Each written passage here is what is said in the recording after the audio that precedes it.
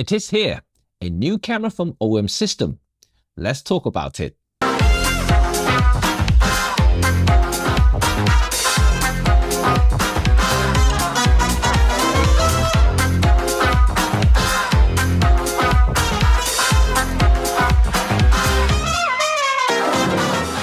Hi, my name is Cheng, an OM System ambassador.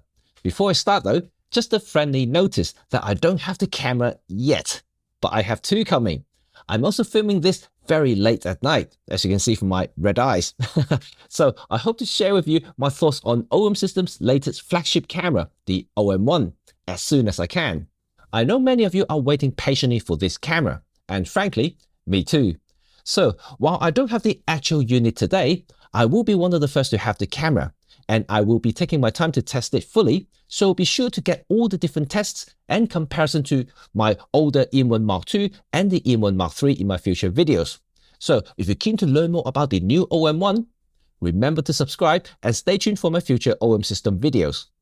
This video is only reflecting my reaction to the new OM-1, and just to say that I'm super excited about the new camera.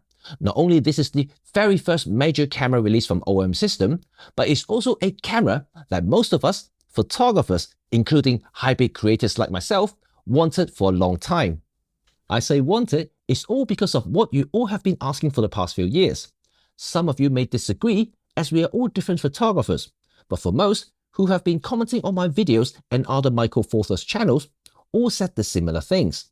I don't need more megapixel. Just give me better noise performance and better dynamic range.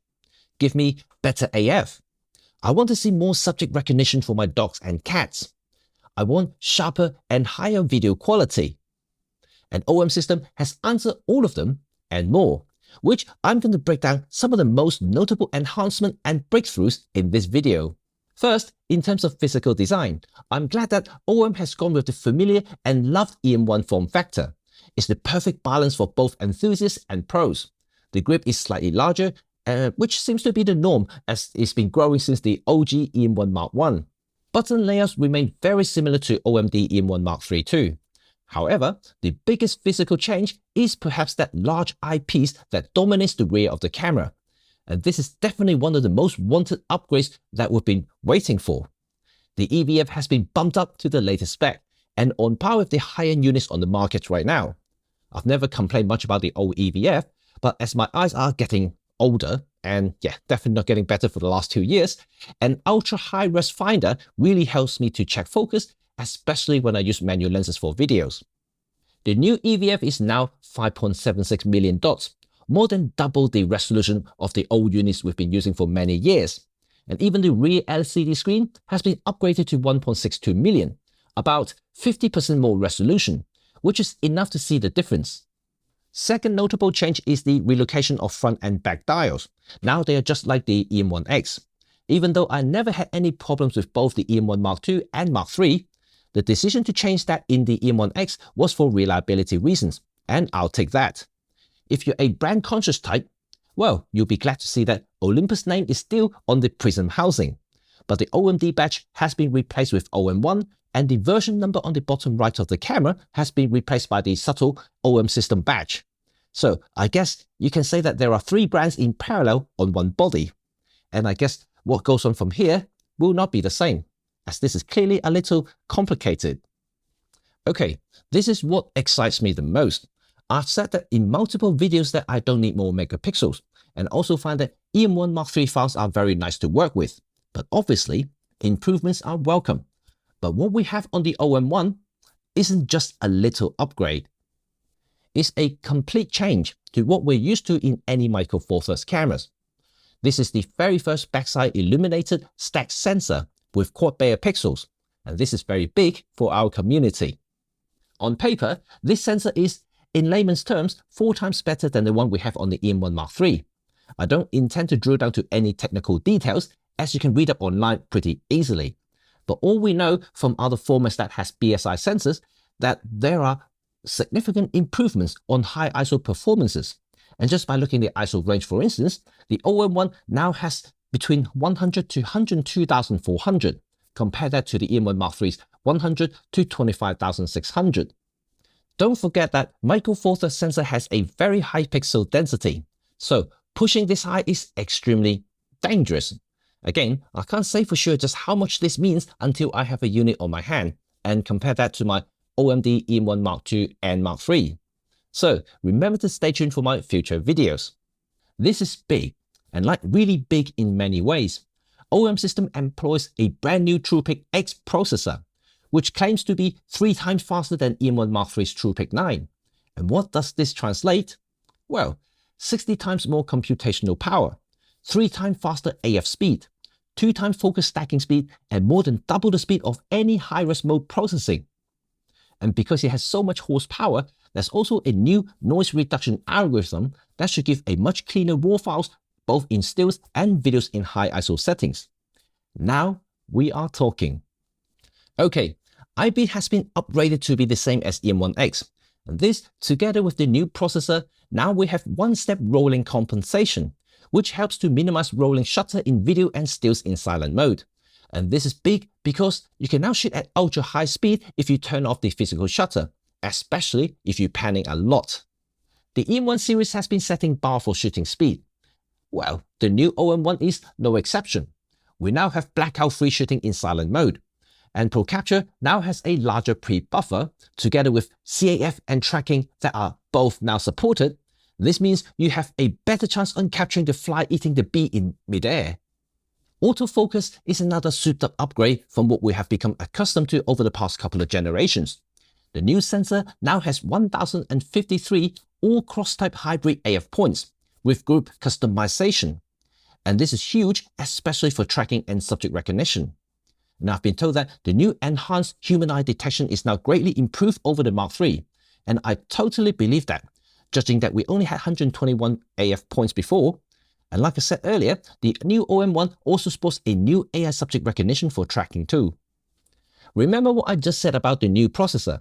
So now we have nearly 10 times more focus points, and the camera can still do that 3 times faster.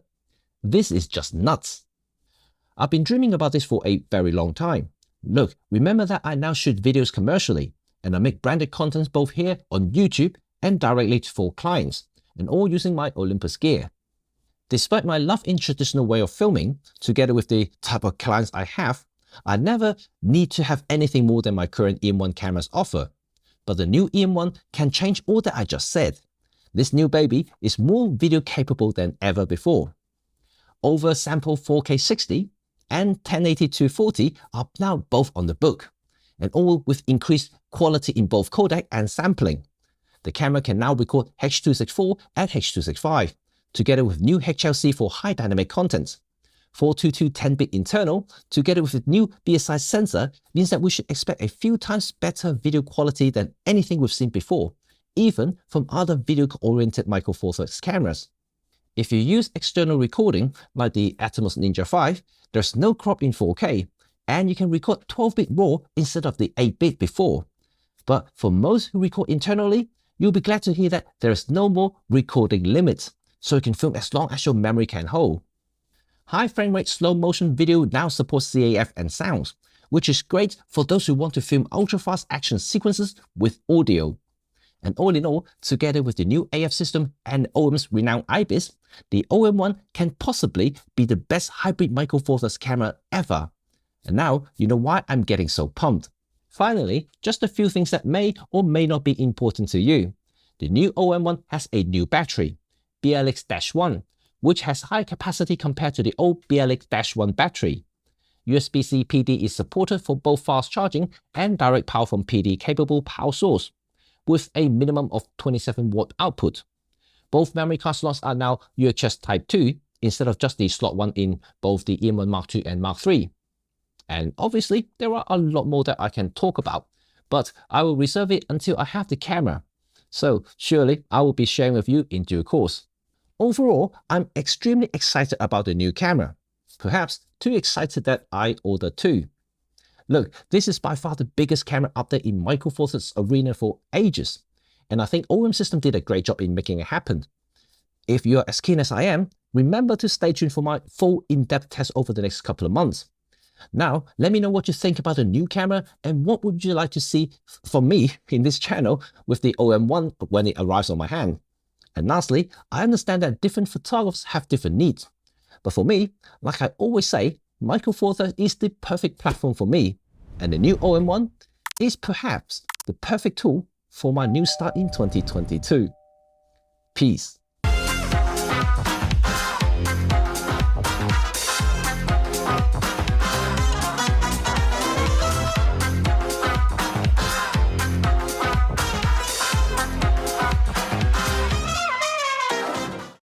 Hi, if you're still watching, well, I'm going to have a live discussion with Robin Wong, Peter Forsgard, Ben Chappell, and Rob Track later on tonight, 8 p.m. London time. So remember to stay tuned and ask us any question you have and just hear from us what we think about the new camera and why we're getting so excited about the whole thing. So until then, I'll see you all next time. My computer just beeped. See you all. Bye for now. I need to sleep now.